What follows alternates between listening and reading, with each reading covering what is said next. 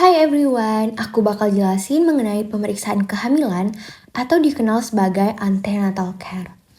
Antenatal care tentu adalah pelayanan kesehatan yang dilakukan oleh tenaga medis profesional, seperti layaknya dokter spesialis kebidanan ataupun SPOG, dokter umum, bidan, bahkan juga perawat bisa melakukannya, yang ditujukan kepada ibu hamil selama periodik kehamilannya.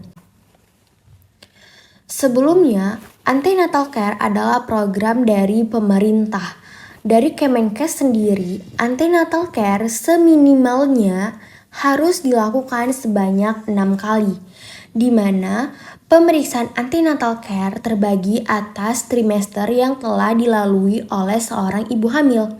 Contohnya, pada trimester pertama, seorang ibu hamil harus melakukan antenatal care seminimalnya 2 kali, sedangkan pada trimester kedua, seorang ibu hamil harus melakukan antenatal care seminimalnya 1 kali, dan pada trimester terakhir ataupun ketiga, seorang ibu hamil harus melakukan antenatal care minimal 3 kali. Kira-kira apa aja yang diperiksa ketika kita melakukan antenatal care? Yang pertama tentu harus melakukan timbang berat badan.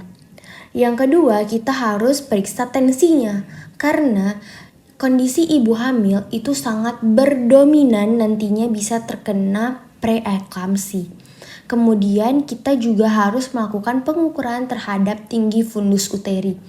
Nah, kita perlu ketahui bahwa pengukuran tinggi fundus uteri hanya dapat dilakukan dengan indikasi si ibu hamil kondisi perutnya sudah buncit sehingga TVU dapat dinilai. Kemudian kita juga harus periksa status tetanus toxoid. Kita juga harus berikan suplemen tambah darah seperti zat besi oral. Kemudian kita harus lakukan pemeriksaan tes laboratorium rutin. Untuk memeriksa beberapa, yang pertama adalah hemoglobin tentunya, kemudian trombosit ataupun leukosit bila nantinya ditemukan ada indikasi infektif. Dan yang terakhir tentu harus kita periksa status gizi dari si ibu hamil. Nah, di sini kita harus ketahui sebenarnya tujuan secara spesifik dari ANC itu ada 3. Yang pertama tentu memantau kemajuan kehamilan untuk dapat memastikan apakah si ibu itu sehat, kemudian apakah bayinya bertumbuh kembang normal atau tidak. Kemudian yang kedua kita harus mengurangi bayi lahir secara prematur, kelahiran yang mati, dan kematian neonatal. Karena hal ini berdampak pada angka kematian ibu dan anak yang semakin meningkat. Kemudian tujuan yang terakhir adalah mengenali dan mengurangi secara dini akan adanya penyulit-penyulit ataupun komplikasi yang terjadi selama periodik kehamilan. Contohnya adalah beberapa ibu hamil banyak yang terdeteksi mengalami preeklamsi yang nantinya akan menimbulkan kematian maternal.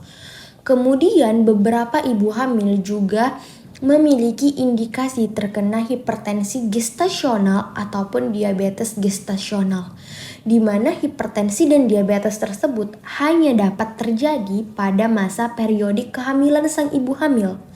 Sehingga ketika dia tidak hamil sebelumnya, dia tidak pernah mengidap penyakit diabetes ataupun hipertensi. Oke, untuk 4 pilar safe motherhood, yang pertama adalah keluarga berencana atau KB. Hal ini dapat memastikan bahwa setiap orang ataupun pasangan mempunyai akses ke informasi dan pelayanan KB untuk dapat merencanakan beberapa waktu yang tepat untuk yang pertama tentu kehamilan, yang kedua jarak kehamilan, dan yang ketiga adalah jumlah anak. Sehingga tidak ada kehamilan yang tidak diinginkan. Yang kedua adalah antenatal care ataupun pelayanan antenatal, di mana hal ini bertujuan untuk mencegah adanya komplikasi secara obstetrik bila mungkin dan memastikan bahwa komplikasi dapat dideteksi secara dini serta akan dapat mudah ditangani secara detail dan juga secara komprehensif. Yang ketiga adalah persalinan yang bersih ataupun persalinan yang aman. Artinya semua penolong persalinan baik dari dokter spesialis obgyn, dokter umum, bidan ataupun perawat harus mempunyai pengetahuan, harus mempunyai keterampilan dan juga alat pertolongan atau alat medis yang digunakan dalam membantu proses persalinan harus aman dan juga bersih. Dan yang terakhir itu adalah pelayanan obstetrik yang esensial. Artinya apa? Bahwa kita harus pastikan pelayanan obstetrik untuk risiko tinggi dan komplikasi itu sudah tersedia bila nantinya sewaktu-waktu terjadi komplikasi yang bersifat urgensi. Di mana aja kita dapat melakukan antenatal care? Tentu yang pertama adalah puskesmas dengan bantuan bidan ataupun perawat serta dokter umum. Yang kedua, pondok bersalin desa. Yang ketiga, dapat dilakukan di posyandu. Yang keempat, dapat dilakukan di rumah penduduk. Yang kelima, dapat dilakukan di rumah sakit pemerintah, sakit bersalin, dan juga tempat praktek swasta. Perlu diketahui, apa-apa saja yang harus diperiksa saat antenatal care Leopold I untuk menentukan usia kehamilan ibu hamil, taksiran berat janin dan juga tinggi fundus uteri. Biasanya hal ini dilakukan kalau ibu hamil sudah melewati trimester pertama. Begitu juga pada Leopold kedua. Kita harus lakukan pemeriksaan denyut jantung janin dan juga menentukan bagian pada lateral perut ibu. Yang ketiga adalah Leopold III. Dapat kita lakukan dengan menilai presentasi janin. Apakah presentasinya kepala atau presentasi janin itu adalah bokong? Sedangkan pada Leopold IV, kita dapat menilai apakah janin sudah masuk PAP atau belum dengan hasil berupa 1/5 ataupun 0/5 nantinya. Pada antenatal care, kita juga dapat melakukan pemeriksaan ultrasonografi kehamilan. Kita dapat menilai yang pertama, memastikan janin intrauterin, artinya posisi janin benar-benar berada di dalam rahim. Kemudian kita dapat menghitung jumlah dari kantong gestasional untuk menentukan pada rahim sang ibu ada berapa janin yang ada gitu. Kemudian yang ketiga kita dapat menentukan letak dari plasenta dan juga dapat menilai akan adanya kelainan kongenital. Kemudian kita dapat lakukan pemeriksaan usia kehamilan dan juga hari perkiraan lahir dari hasil USG. Serta kita dapat mengetahui juga jenis kelamin dari sang bayi.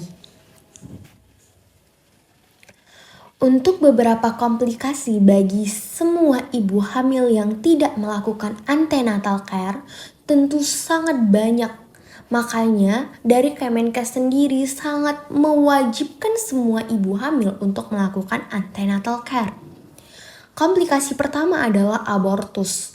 Artinya si anak itu dikatakan meninggal dunia dalam kondisi usia kehamilan yang masih belum cukup minggu. Kemudian bisa terkena kelainan kongenital karena tidak ada deteksi secara dini dan juga ternyata dapat diketahui adanya kehamilan di luar rahim atau istilahnya adalah kehamilan ektopik. Kemudian dapat terkena preeklamsi karena sebelumnya dari pemeriksaan antenatal care kita dapat lakukan pemeriksaan rutin terhadap tekanan darah si ibu hamil. Dan juga dapat terkena risiko diabetes gestasional dan juga hipertensi gestasional, serta nantinya dapat terkena kelainan plasenta dan juga PPH atau postpartum hemorrhage atau pendarahan pasca salin.